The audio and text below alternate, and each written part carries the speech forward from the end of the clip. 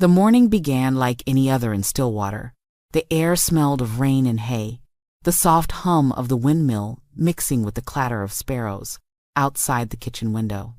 Evelyn Carter, 69 years old and long retired from teaching history, poured herself a cup of black coffee.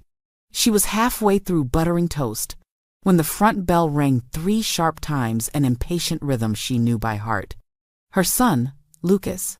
Evelyn set the knife down. Lucas never came unannounced unless he wanted something. Through the lace curtain, she saw his silver pickup parked crookedly in the driveway, dust swirling behind it. He stepped out quickly, phone in one hand, a thick manila envelope in the other. When she opened the door, he brushed past her without a hello. "Mom, we need to talk," he said, already pacing toward the kitchen. Evelyn followed slowly, her slippers whispering on the wooden floor. Lucas sat at her table like he used to when he was a teenager, entitled Restless. Except now his jaw was tight, and the warmth that once filled the house seemed to fade in his presence. He pushed the envelope toward her. "Vanessa's in trouble. She made an investment that went south." Evelyn slid the papers out. Bank statements, payment notices, and a letter with bold red ink screaming $280,000. She blinked twice, thinking she'd misread. "Lucas," she said softly, "this is almost everything I have left." He took her coffee mug and drank from it as if it were his own. "You live alone, Mom. The farm's paid off. You don't need all that money sitting there collecting dust." Evelyn stared at him, her heart sinking. "I'm 70 next spring. My savings are for medical care, for the future." He leaned forward, his tone sharp. "You always said family comes first. Well, now's the time to prove it." The words hit her harder than she expected. He sounded just like his father, Ben Carter, commanding, transactional, the kind of man who turned love into leverage. She gathered her composure. "I'll think about it." "There's no time to think," Lucas snapped. "These people aren't patient. They want their money tonight." Her hands trembled slightly, but her voice stayed calm. "What kind of people?" He avoided her eyes. "You don't need details. Just transfer the money to my account before sunset." Before she could answer, his phone buzzed. He checked the screen, muttered something, and stood. "I've got to go meet someone in town. Don't disappoint me, Mom." The door slammed behind him, and the quiet that followed was deafening. Evelyn stared at the empty coffee mug, his fingerprints smudged on the rim. Outside, the field stretched golden under the rising Sunday. For 40 years, that land had been her pride, her refuge. Now, it felt like a hostage. She walked to the window and whispered to no one, "You'll get your money, Lucas." But inside, something shifted. Her reflection in the glass looked unfamiliar, calmer, colder, resolved. She picked up the phone from the wall and dialed a number she hadn't used in a decade. When a woman's voice answered, Evelyn said quietly, "Marjorie, it's me. I need your help." By the time the Oklahoma sun reached its noon peak, Marjorie Lane's old blue Buick pulled into Evelyn's gravel driveway. The car door creaked open, and out stepped a tall woman with silver hair tied in a bun and sharp eyes that missed nothing. Marjorie had once been the only lawyer in Stillwater bold enough to stand up to Ben Carter's temper, and the only friend Evelyn never lost. "I came as soon as you called," Marjorie said, stepping into the kitchen. She took one look at the envelope on the table and frowned. "Let me guess, Lucas found a new way to empty your pockets?" Evelyn handed her the papers. "He says it's for Vanessa's debt, but the signatures, the banks, something feels off." Marjorie scanned the documents quickly, her expression hardening. "Off? These aren't normal lenders, Evelyn. These are private contracts from an offshore holding company. If Lucas is mixed up with them, you could lose more than your savings." Evelyn's hands trembled as she reached for the coffee pot. "He said they'd get ugly if I didn't pay." Marjorie's voice dropped. "They already have. Look here, see this clause? Your farm is listed as a potential collateral guarantee, and since the deed's under Lucas's name, they could seize it." Evelyn felt her chest tighten. The land her husband had promised would always be hers. The home she built with her own hands had been turned into a bargaining chip without her knowledge. Marjorie set the papers down and took her friend's hand. Listen to me carefully. We're not going to let them touch this farm, but to protect yourself, we need to move fast. They drove into town in silence. At the first Stillwater bank, Evelyn sat across from the manager, Mr. Halvorsen, who had known her for decades. I want to transfer all my funds to a private account, she said firmly. One Lucas Carter can't access. The manager hesitated. Are you sure, Mrs. Carter? That's a large sum. I'm sure, Evelyn replied. Her voice carried a calm authority that even surprised herself. While the paperwork was being processed, Marjorie leaned over. Once the transfer clears, we'll go straight to my office in Tulsa. You'll sign a power of attorney so I can represent you if things escalate. Evelyn nodded, staring through the window at the street she'd walked her entire life. It no longer felt safe. By late afternoon, the last document was signed. Evelyn and Marjorie returned to the farmhouse to gather essentials. The sun was beginning to sink behind the pastures, the air heavy with dust and regret. Evelyn packed only what mattered: her mother's quilt, a small box of jewelry, a few clothes, and her late husband's photograph. Before leaving, she placed an envelope on the kitchen table, sealed with her trembling hands. Inside it, she wrote one sentence in her careful cursive. The only inheritance you'll ever find is the truth. As Marjorie started the engine, Evelyn looked back once at the farmhouse silhouetted against the fading light. Let's go, she whispered, before sunset. By the time night fell, the narrow highway out of Stillwater was nearly empty. The Buick's headlights cut through the Oklahoma dusk, illuminating fields of wheat swaying in the wind.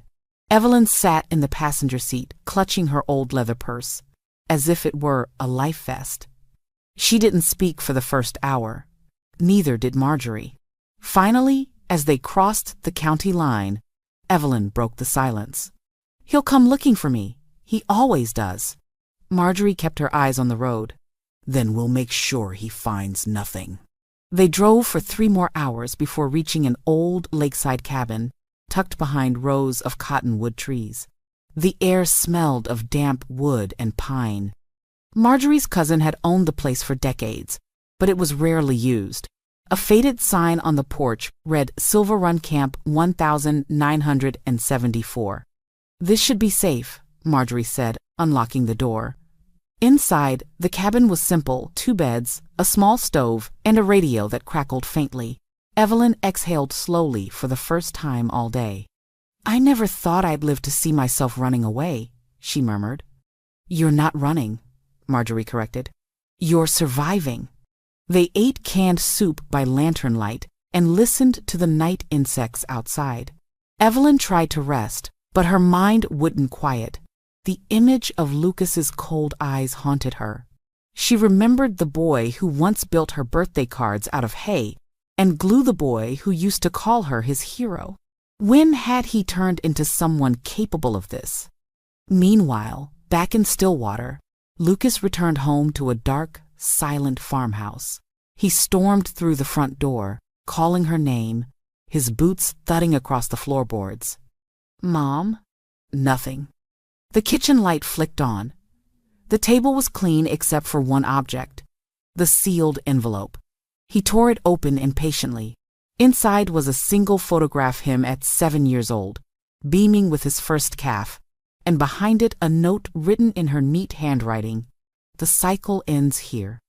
Lucas's expression twisted from confusion to rage. What the hell is this supposed to mean? He shouted, slamming his fist on the table. Vanessa appeared in the doorway, her phone still in hand. She's gone? She's hiding, Lucas growled. And she's taken the money. He pulled out his phone and called their banker. Check her account right now. The banker hesitated. Sir, Mrs. Carter requested full transfer authorization this afternoon. The funds are gone. Lucas swore under his breath. She's outsmarting me. At the lake cabin, Evelyn stared at the water through the window. The reflection of the moon shimmered across the ripples. Do you think he'll stop? She asked quietly. Marjorie shook her head. Not until he runs out of options. Hours later, around midnight, the distant sound of tires crunching gravel broke the silence. Headlights flashed briefly through the trees, then vanished. Evelyn's pulse quickened. Did you see that? Marjorie peered through the curtain. A vehicle had driven past slowly, then circled back once before leaving down the dirt road. She turned to Evelyn, her voice low but steady. He's desperate now, and desperate men make mistakes. That's when we strike. Morning arrived gray and heavy, the kind of Oklahoma dawn that smelled like wet earth and uncertainty. Evelyn sat by the cabin window, watching mist rise off the lake, while Marjorie spoke quietly on the phone with the county clerk's office. When Marjorie hung up, her expression was grim. You were right to feel something was wrong, she said. Lucas didn't just use your savings. 6 months ago, he signed a property agreement using the farm as collateral for a private loan. On paper, it's already under review for repossession. Evelyn's heart pounded. He used my land without telling me? That's theft. It's fraud, Marjorie corrected. And since he holds the deed, you'll need proof he acted without consent. Evelyn pressed her hands together. The bank manager, Halvorsen, he knows I never authorized any new loans. He's seen me every month for years. Good, Marjorie said. We'll start there. But before they could make a move, Evelyn's phone, an old flip model she'd barely used, buzzed against the table. One unread message. From a blocked number. Tell your friend to stop digging. And you won't like what happens next. Her stomach turned cold. He knows where we are. Marjorie took the phone, screenshotting the message. Or he wants us to think he does. Don't panic. She called an investigator she trusted from Tulsa, a retired federal agent named Dale Barrett. Within hours, Dale arrived at the cabin lean, weathered, with eyes that had seen too many lies. I checked the names on these contracts, Dale said after scanning the documents. The lenders Vanessa worked with are fronts for a crypto investment ring. Your son's debt isn't to banks, it's to criminals. Evelyn sat back, stunned. He told me it was just bad business. Dale shook his head. No, they're laundering money through shell companies. If Lucas used your identity or property in any way, you could be considered part of it unless we get ahead of this. Evelyn felt her chest tighten. He wouldn't drag me into something criminal. But the unfinished sentence hung between them like smoke. Outside, thunder rumbled in the distance. Marjorie poured her friend more coffee. We need to alert the FBI. Dale still has contacts there. Evelyn nodded slowly. Do it. Meanwhile, back in Stillwater, Vanessa was busy rewriting the story online. On her social media account, she posted a photo of the farmhouse with the caption, "Pray for my husband." His elderly mother disappeared after being accused of tax evasion. Within hours, the post spread. Comments flooded in, some sympathetic, most cruel. Evelyn saw it later that night on Marjorie's tablet. Her face, her name, her home, all twisted into a lie for strangers to gossip about. The humiliation hit her hard, but beneath it burned something sharper. She's trying to destroy my reputation to cover their crimes, Evelyn whispered. Marjorie's eyes narrowed. Then we'll burn the lie before it spreads. Evelyn looked out the window, lightning flashing across the lake. Her voice was steady, almost fierce. I've spent a lifetime cleaning up the messes of men who thought I'd stay silent. Not this time. The next morning, the air smelled of rain and tension.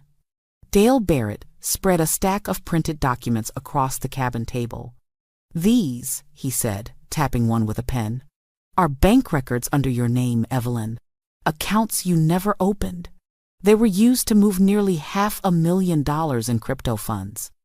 Evelyn stared at the papers, her throat tight. He forged my signature. Dale nodded. And that makes you a victim of identity fraud. We'll use this to prove he manipulated you. I've already contacted my old friend at the FBI field office in Tulsa. They're opening a preliminary case. Marjorie leaned over. They'll need Evelyn's cooperation. Are you ready for that? Evelyn hesitated, then nodded. If it stops him, I'll do whatever it takes. Hours later, 2 federal agents arrived in plain clothes. They recorded her testimony while Dale and Marjorie looked on. Evelyn's voice wavered only once, when she said aloud, "My son used my name as a weapon." One of the agents, a tall woman named Special Agent Rowe, gave her a sympathetic look. "We're going to help you, Mrs. Carter, but I need you to do something difficult. When your son reaches out again, and he will, I need you to answer. Keep him talking. We'll trace the call." Evelyn agreed. That night, as thunder rolled outside, her phone rang. "Lucas." She took a deep breath before answering. "Hello?" "Mom." His voice came sharp and desperate. "You disappeared. What are you doing? You're making this worse." "I had to leave," she replied calmly. "You lied to me. It's not what you think. Those people want their money. If I don't pay, they'll come after me and maybe you. We can fix this together." Evelyn forced a tremor into her voice. "I just want this to end, Lucas. What should I do?" "Come home," he said quickly. "Bring whatever's left. We'll handle it tonight." Behind her, Agent Rowe nodded, mouthing, "Keep him talking." Evelyn's voice softened. "If I come home, you'll protect me?" "Of course, Mom," he said, almost convincing. "I'd never hurt you." Rowe signaled the trace complete. Evelyn hung up. Her hands shook, but she smiled faintly. He just handed us his location. 2 hours later, federal cars rolled quietly down a dirt road toward the Carter farmhouse. Evelyn and Marjorie watched from the back seat of Rowe's vehicle as lights flickered inside the house. Lucas was pacing the kitchen with another man, a stranger in a leather jacket. Rowe gave a signal. The door burst open, agents flooding in. Lucas shouted, "You can't do this! She's lying!" The other man reached for his pocket but froze when red laser dots appeared on his chest. Within seconds, both were handcuffed. Evelyn stepped out of the car, her heart pounding. Through the rain and flashing lights, her son's eyes met hers wild, furious, uncomprehending. "Mom?" he spat. "You called him?" She didn't answer. She only whispered, mostly to herself, "I didn't call them, Lucas. You did." For the first time, he looked small, like the frightened boy he once was before being led into the flashing dark. 3 months later, the Carter case became headline news across Oklahoma. The local papers called it the farm fraud scandal. But to Evelyn, it was something quieter, heavier, a story of love twisted into survival. The Tulsa Federal Courthouse smelled of old wood and stale coffee. Evelyn sat at the plaintiff's table beside Marjorie, dressed in a pale blue suit and holding her mother's handkerchief for courage. Across the room, Lucas stood in a dark suit, his wrists still marked from handcuffs, his face pale and drawn. Vanessa sat 2 rows behind him, pretending to cry while scrolling her phone between tissues. The prosecutor, a stern woman named Linda Graves, began with evidence that left no doubt: bank records, fake signatures, forged property deeds, and audio from the recorded call where Lucas promised to fix everything tonight. When it was Evelyn's turn to testify, she walked to the witness stand with steady steps. Her hands trembled slightly as she raised her right hand to take the oath. "Mrs. Carter," the prosecutor began softly, "can you describe your relationship with the defendant?" Evelyn took a deep breath. "He's my son, my only son." She paused, her eyes fixed on Lucas. "And for years, I thought loving him meant saving him, no matter the cost. I see now that every time I rescued him, I taught him that his mistakes would never have consequences." Lucas's jaw tightened. The prosecutor continued, "Why did you decide to leave that night?" "Because he looked at me and saw a bank account, not a mother," Evelyn said quietly. "And because I finally realized that I was worth saving, too." The room fell silent. Even the judge looked moved. When it was the defense attorney's turn, he tried to twist her words. "Mrs. Carter, isn't it true you transferred funds without informing your son? Could this be revenge?" Evelyn met his gaze evenly. "No, this is protection. The first act of self-preservation I've made in decades." After her testimony, Evelyn returned to her seat, her heartbeat loud in her ears. Marjorie squeezed her hand. "You did beautifully," she whispered. Then came Vanessa's turn. Her act crumbled quickly under cross-examination. Her influencer business was proven to be part of a laundering scheme. When confronted, she broke down and turned on Lucas completely. "It was his idea," she cried. "He said his mom would cover us. He said she always did." Lucas shot her a look of pure hatred, but the damage was done. 2 days later, the verdict came. Guilty on all counts: fraud, coercion, identity theft, and attempted extortion. The judge's words echoed across the room. 11 years in federal prison, no possibility of parole for the first 5. Lucas didn't move. He stared straight ahead, hollow-eyed. As the guards led him away, Evelyn's tears finally came not of grief, but release. In the hallway afterward, Marjorie handed her an envelope. "Your husband left this with my office years ago," she said softly. Inside was a notarized document, a secondary deed transferring the farm to Evelyn alone in the event of fraud or abandonment. Her late husband, Ben, had quietly protected her from beyond the grave. Evelyn pressed the paper to her chest, whispering through tears. He finally made something right. Spring returned to Stillwater with the smell of honeysuckle and fresh rain.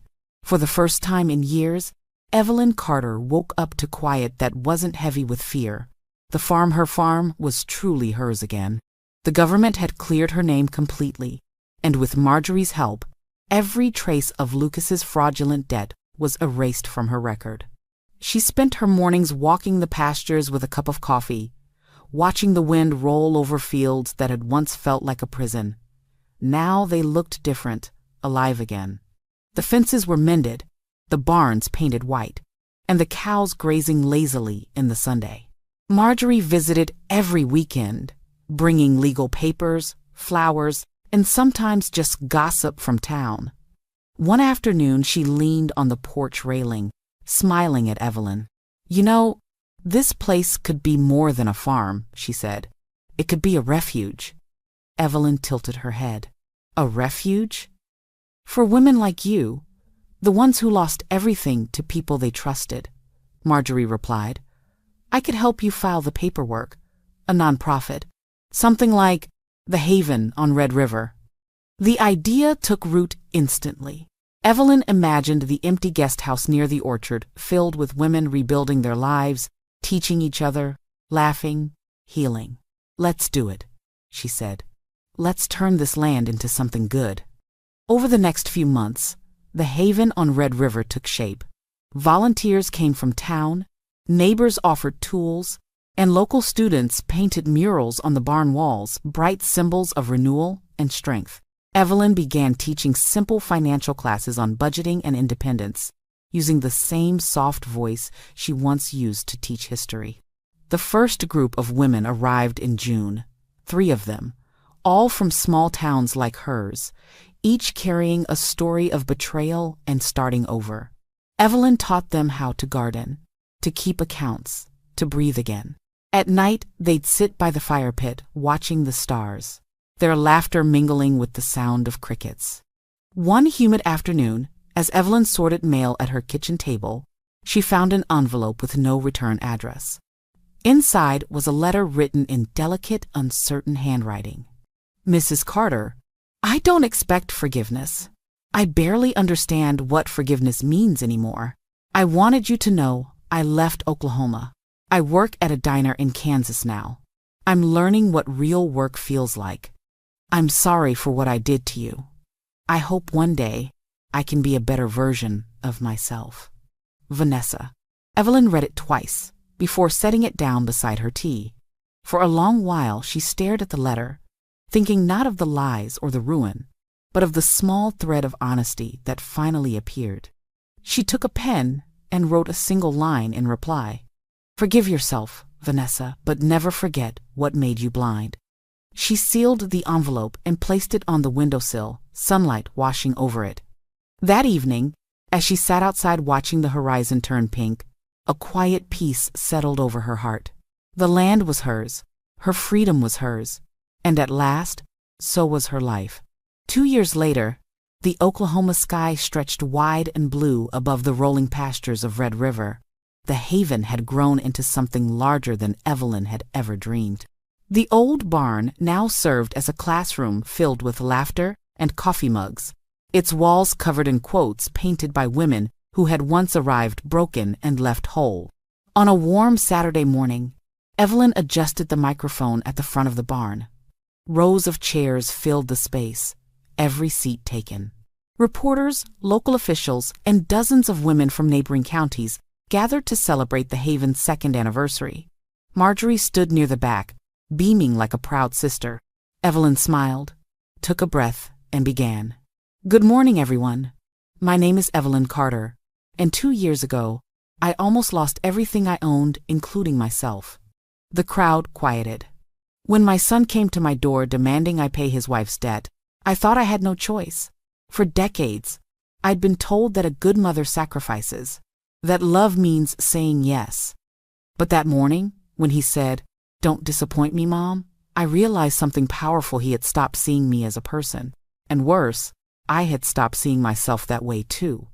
She paused, looking around the room at the faces of women who understood. "So I left. I walked away from the house I built, the son I raised, and the fear that had kept me silent. People called it heartless, but that choice saved my life." Applause rippled through the crowd, soft and understanding. Evelyn continued, "I didn't escape with money. I escaped with clarity. And that's what this place is about. We're not just teaching bookkeeping or gardening. We're teaching women to value themselves, to say no when no is the truth." In the audience, a young mother wiped tears from her eyes. "Some nights," Evelyn went on, her voice gentler now, "I still think of my son. He's serving his sentence, and maybe one day he'll find the courage to rebuild too. I've learned that forgiveness isn't something you give once, it's something you practice every day, for others and for yourself." When she finished, the barn filled with applause that rolled like thunder. Marjorie stepped forward and wrapped her in a hug. "You did it, Evelyn," she whispered. "You turned your pain into something that heals others." That evening, as the guests left and dusk settled over the fields, Evelyn walked alone toward the pasture. Fireflies danced in the tall grass, glowing like tiny lanterns. She sat on the old wooden fence, looking out at the horizon where the sun melted into gold. From her pocket, she pulled a small notebook, her journal, and wrote the final words of the night. "You can't control who hurts you. You can only choose what you build after the hurt. Dignity is the only inheritance that never loses value." She closed the notebook, smiled softly, and whispered to the open fields, "It's never too late to begin again." The wind swept across the farm, carrying her words into the fading light, a promise kept and a life reclaimed.